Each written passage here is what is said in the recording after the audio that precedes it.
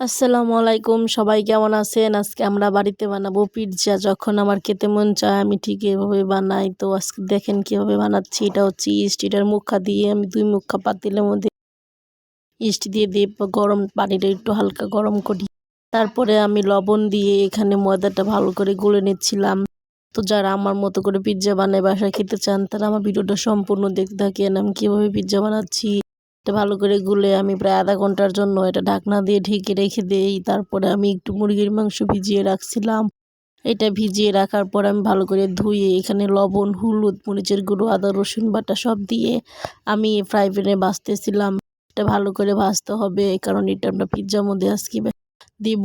তো আপনারা কিভাবে খান জানি না, আমরা এভাবেই খাই। তারপরে হচ্ছে এখানে ওই ডোটা দিয়ে পিৎজার ডোটা বানানোর পর এখানে কাঁটা চামচ দিয়ে কিভাবে আমি ডোটাতে ছিদ্র করে নিয়েছি।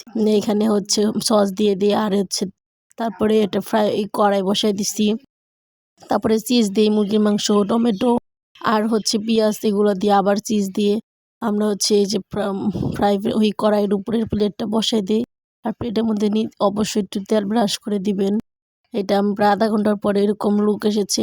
আপনারা যদি আমার এটার সাথে মেয়োনিজ দিয়ে খেতে চান তাহলে মেয়োনিজের রেসিপিটা দিতে পারি। আমি মেয়োনিজ বানিয়েছিলাম।